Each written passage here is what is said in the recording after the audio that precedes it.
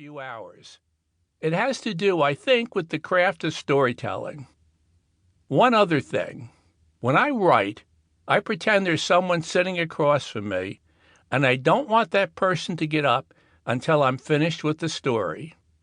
Right now, that person is you. Let's start with something crazy. 5 years at a cuckoo's nest. My writing career unofficially began at McLean Hospital, the psychiatric affiliate of Harvard Medical School in Belmont, Massachusetts.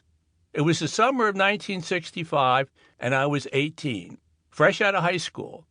I needed a job, any job, and McLean was hiring.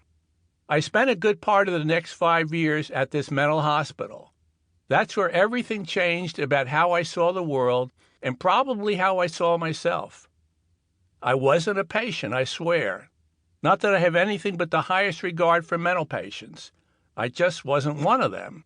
Besides, back then I couldn't have afforded a room at McLean, not even space in a double room. I was a psych aide. I think I was hired because I have empathy for people. You'll be the judge of that. The heart of the job was to talk to patients and, more important, to listen to them. Occasionally, patients tried to hurt themselves. My job was to try and stop that from happening. In addition to my usual daytime shift, I worked 2 or 3 overnight shifts a week from 11 p.m. until 7 in the morning. Most nights, I just had to watch people sleep, which isn't that easy. I'd never liked coffee, but I started drinking the awful stuff just to make sure I stayed awake, since there were usually patients on suicide watch at Bowdish or East House in the maximum security wards where I regularly worked. For hour-long stints, I had to sit outside their rooms, watching them flop around in bed, listening to them snore, while I fought off sleep at 3 or 4 in the morning.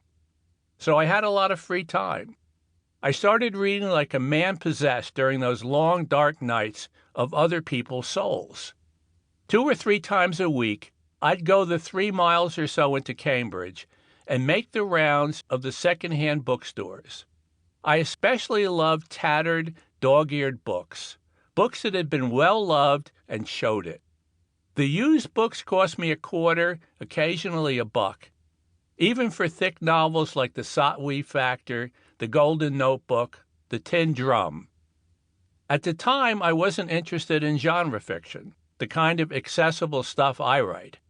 I had no idea what books were on the New York Times bestseller list. I was a full-blown, know-it-all literary snob who didn't really know what the hell he was talking about. My ideas about how the world was supposed to work had been framed growing up in Newburgh, New York, and the somewhat parochial outer reaches of Orange County. As I read novel after novel, play after play, my view of what was possible in life began to change. That first summer at McLean Hospital, I read a lot of James Joyce and Gabriel Garcia Marquez, plus as much of Henry James as I could stomach.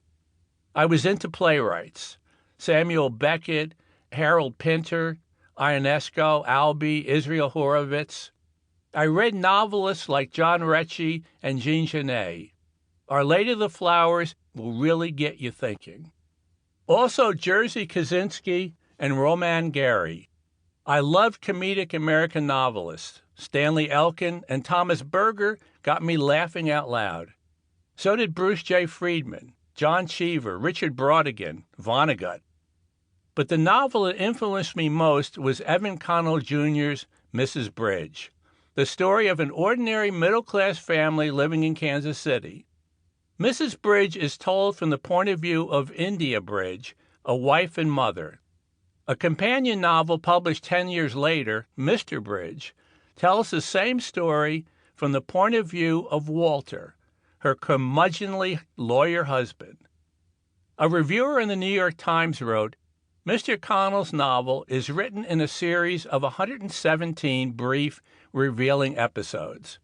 The method looks and is rather unusual. It enables any writer who uses it to show, with clarity and compactness, how characters react to